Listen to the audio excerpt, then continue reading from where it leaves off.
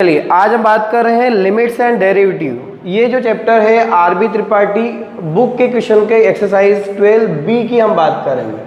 12B के अंदर जो है लिमिट्स एंड डेरिवेटिव के जो क्वेश्चंस है वो हम सॉल्व करेंगे। लिमिट्स एंड डेरिवेटिव के प्रीवियस वीडियो में आप देखेंगे तो एनसीईआरटी के जितने भी क्वेश्चंस हैं उसकी एक्सरसाइज 1 और एक्सरसाइज 2 हमने की है।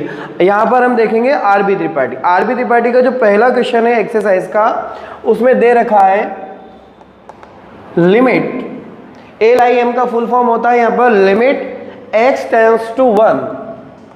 क्या है? x टेंड्स टू 1 और जो वैल्यू दे रखी है वो वैल्यू है x³ माइनस x² प्लस 1 और बोला कि इसको एलिवेट करिए। तो हम क्या करेंगे इस क्वेश्चन में जहां पर भी x लिखा है, सॉरी यहाँ पर 1 दे रखा है अपने पास है ना, जहां पर 1 है x है वहां पर क्या रखना है आपको 1 पुट अप करना है।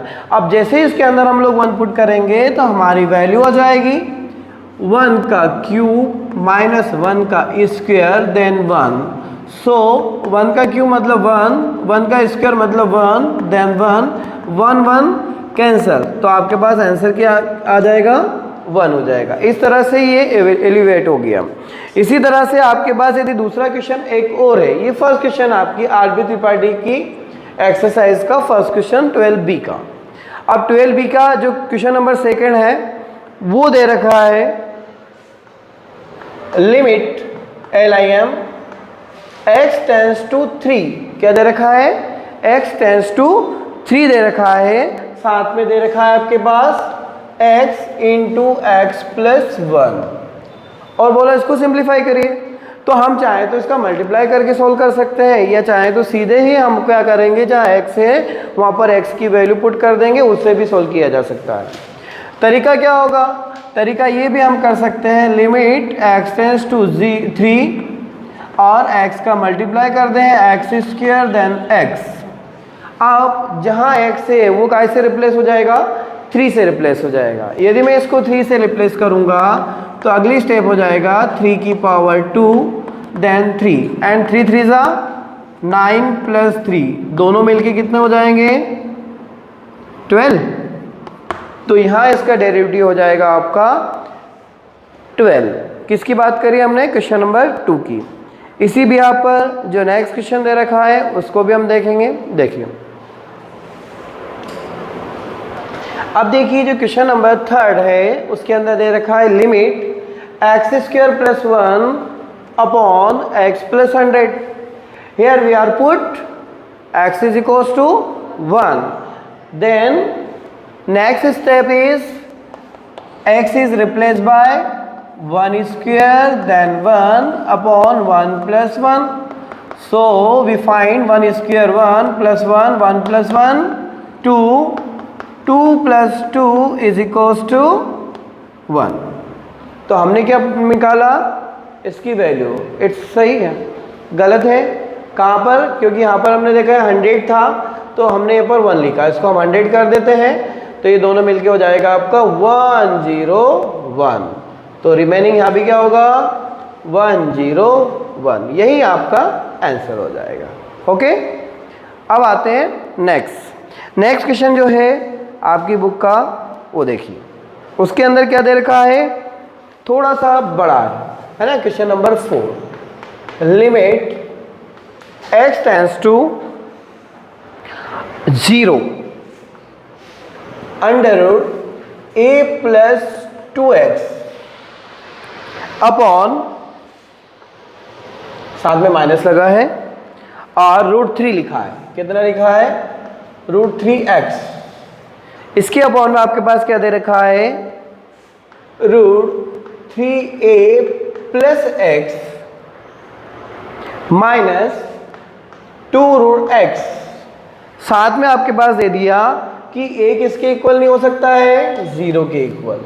यदि a 0 के इक्वल होगा तो हमारा जो फंक्शन है वो कहीं ना कहीं इफेक्ट करेगा, इसलिए उसने बोल दिया कि a किसके बराबर नहीं होगा, यहाँ पर 0 के इक्वल नहीं होगा।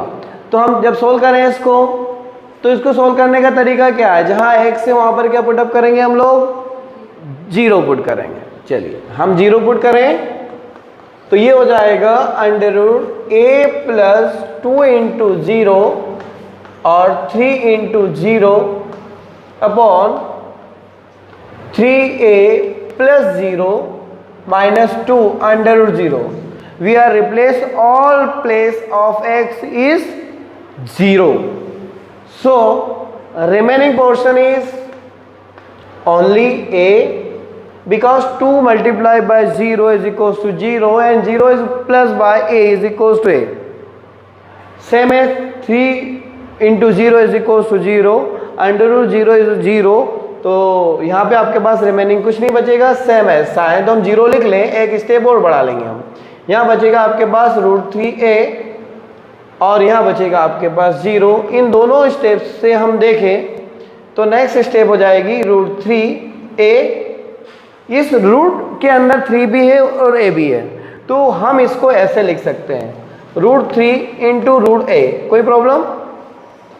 सेपरेशन ऑफ सर्ड में से ये सर्ड दोनों कैंसिल हो जाएगी. रिमेनिंग आपके पास बच जाएगा 1/√3. ठीक है. नेक्स्ट क्वेश्चन है क्वेश्चन नंबर 5. इसके अंदर दे रखा है limit x tends to pi and x minus 22/7. ये आपके पास क्वेश्चन दे रखा है. ओके, तो इसको सोल्व करने का तरीका क्या होगा? We are replace where x is by pi. तो रिमेनिंग पोर्शन क्या होगा आपका? Pi minus 22/7. चाहे तो हम यहाँ तक भी आंसर कर सकते हैं, लेकिन हमने छोटी क्लासेस में पढ़ा है. क्या पढ़ा है? The value of pi is equals to 22/7. So pi is replace by 22/7 minus 22/7. So answer is 0. या यहाँ तक जो लिखा है ये भी हो सकता है और ये भी हो सकता है. क्लियर है? इसी तरह से क्वेश्चन नंबर 6 जो है उसकी हम बात कर लेते हैं. क्वेश्चन नंबर 6 देखिए क्वेश्चन नंबर 6 जो है आपका limit x tends to 4 and 4x plus 3 upon x minus 2. We are replace x by 4. So next step 4 multiplied by 4 plus 3 upon x replaced by 4 minus 2.